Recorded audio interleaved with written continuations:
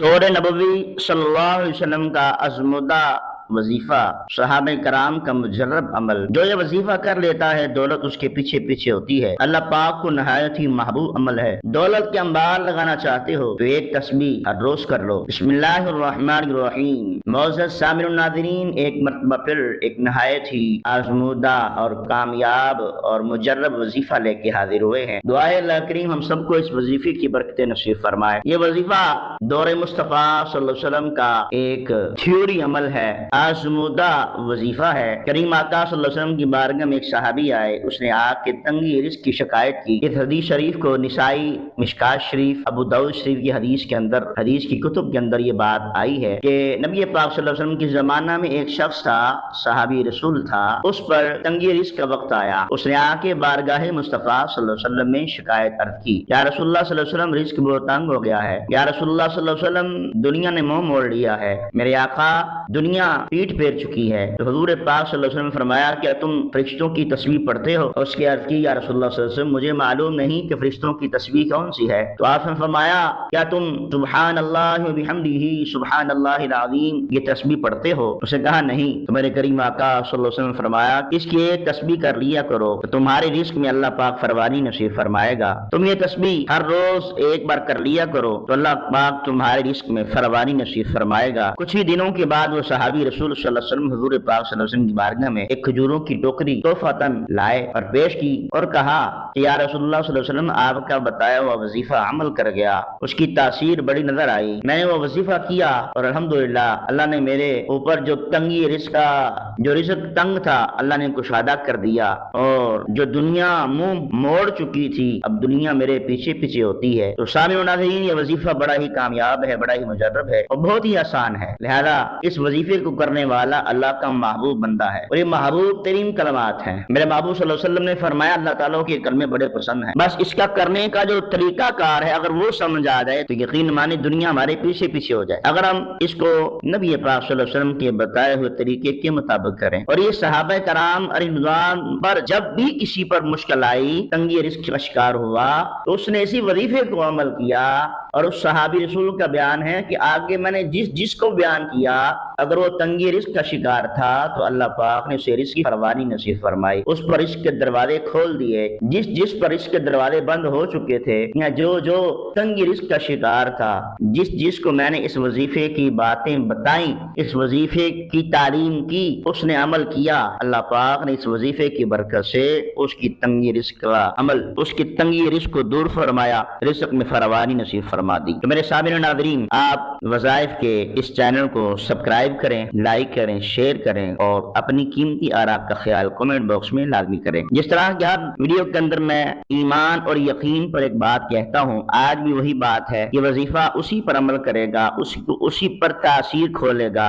جو یقین اور ایمان کے ساتھ کرے گا۔ بغیر یقین و ایمان کے وظائف جو ہے وہ اپنی تاثیر نہیں دکھاتے، لہذا میری گزارش ہے کہ اپنے ایمان کو مضبوط کیجئے، یقین کو پکا کیجئے کہ میں نے عمل کرنا ہے تو انشاءاللہ اللہ نے اس کی برکت سے میرے رزق کی تنگی دور کر دینی ہے، میں نے یہ عمل کرنا ہے تو اللہ تعالیٰ نے میرے پہ اپنی رحمت فرما دینی ہے، اللہ نے مجھ پہ اپنا کرم فرمانا ہے، اللہ نے مجھ پر اپنی رحمت فرمانی ہے، انشاءاللہ بیڑے پار ہو جائیں گے، تنگیاں دور ہو جائیں گی، آسانیاں آ جائیں گی انشاءاللہ تعالیٰ۔ یہ وظیفہ کرنے والا اللہ کا محبوب بندہ ہے اور یہ وظیفہ اللہ کو نہایت ہی محبوب عمل ہے، اور صحابہ کرام دور مصطفیٰ صلی اللہ علیہ وسلم کا مجرب نسخہ ہے، یہ دور نبی صلی اللہ علیہ وسلم کا آزمودہ وظیفہ ہے، صحابہ کرام کا مجرب عمل ہے۔ جو یہ وظیفہ کر لیتا ہے دولت اس کے پیچھے پیچھے ہوتی ہے۔ دولت کے انبار لگانا چاہتے ہو تو یہ ایک تسبیح ہر روز کر لو۔ تو سامعین کرام، وظیفہ سننے کے لیے آپ تیار ہو جائیں، وظیفہ بڑا ہی آسان ہے، بڑا ہی لاجواب ہے۔ روزانہ فجر کی نماز آپ پڑھتے ہیں، اب فجر کی نماز آپ نے پڑھنی ہے تو فجر کی سنتیں پڑھنے